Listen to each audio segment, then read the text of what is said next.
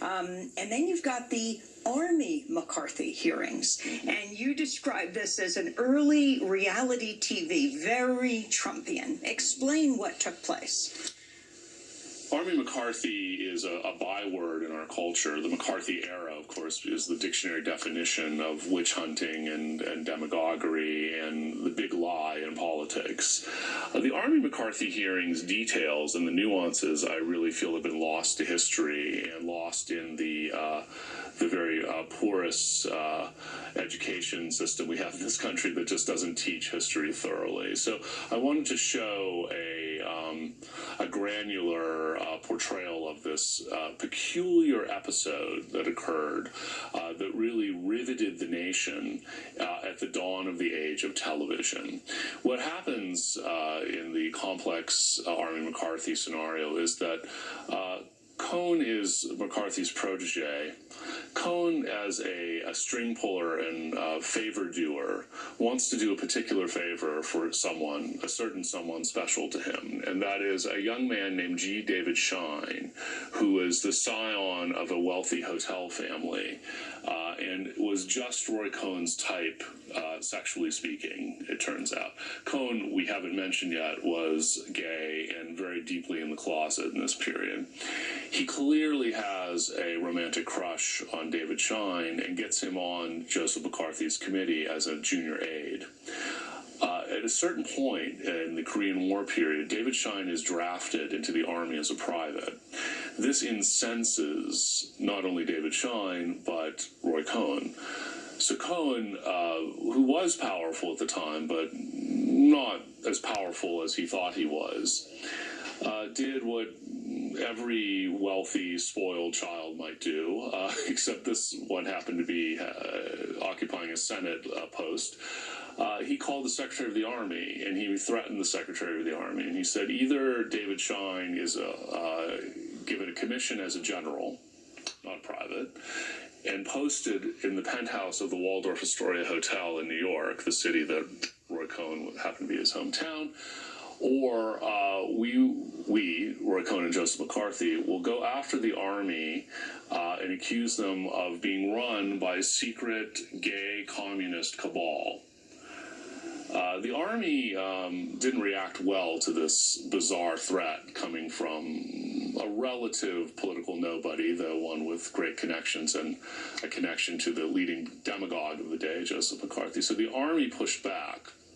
We have to remember also that the president at the time was an Army man. Dwight Eisenhower was general, and he didn't say much at the time, but behind the scenes didn't like these accusations being leveled against his branch of the military.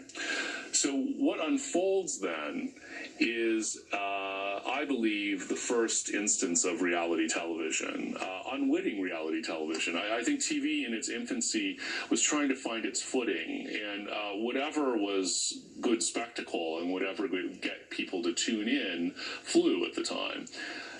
This was a open televised hearing with a sensationalistic charge and a secret homosexual subplot. It made the stuff of perfect television drama, really. Although no one really knew what was going to happen, it was an open-ended narrative, which really is the definition of reality TV. So talk about the climax of these hearings with the counsel for the Secretary of the Army. What ended up happening was the Army lawyered up and went after McCarthy and Cohn. And they hired a very good lawyer, a very folksy, telegenic, avuncular man who was a Boston Brahmin attorney named Joseph Welch. Welch played his cards beautifully on TV and in the hearing room here, and he paced himself. He sort of let his fellow questioners pick apart this bizarre scenario. McCarthy and Cohn are demagoguing and trying to show that there are communists and gays in the Army and that they're bad for the United States and bringing down the Republic and the democracy, basically. The Army was able to poke holes in that. Eventually, near the end, McCarthy sees he's losing this battle and he wants to fight back. there had been a backroom deal made at a certain point that one of the people that they were going to drag through the mud was an associate of Welch's in his Boston law firm, who may or may not have been a member of a group that may or may not have had some communist leanings. It wasn't even a communist front. It was really nothing, as most of the charges McCarthy leveled were. And Cohn had told Welch, I'll trade you not implicating this guy for something else. And McCarthy missed that meeting. And he started to bring this young man's name into the hearings on television. And Welch realized that he'd broken the agreement and went after McCarthy. And he says words that turned out to be immortal. Very few words, but they'll always be remembered among anyone who is a student of history, and even people who were casual TV viewers at the time. And I'll miss some of these words, but it was basically, Senator, you've done enough. And he's sort of winding up like a pitcher would wind up. At long last, have you no sense of decency? Look, you've done enough.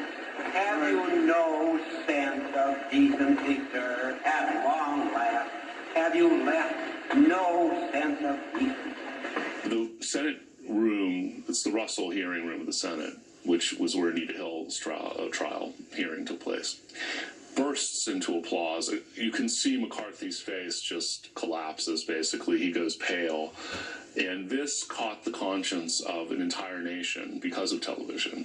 And it led to the very quick discrediting and downfall and eventual censure of Joseph McCarthy in the Senate.